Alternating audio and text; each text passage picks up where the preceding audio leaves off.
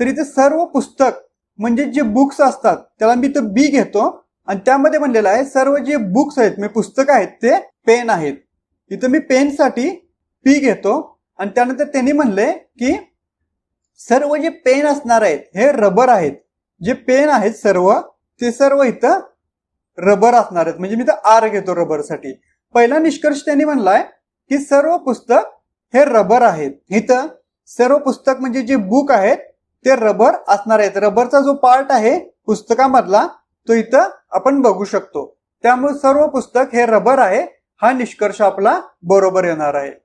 दुसरा त्यांनी निष्कर्ष म्हणलाय काही रबर हे पुस्तक आहेत. हे तर सर्व पुस्तक हे रबर होत आहेत आणि त्यांनी परत म्हणले की काही रबर हे पुस्तक आहेत. ह्याच्यामध्ये रबर आणि पुस्तक जो पुस्तक आहेत जे बुक्स आहेत ते रबरच्या आतमध्ये सर्व आहेत. त्यामुळे काही रबर हे पुस्तक येणारच आहेत. त्यामुळे ह्यातलं ह्याचं जे उत्तर येईल आपलं कन्क्लुजन येईल त्यामध्ये ई येईल.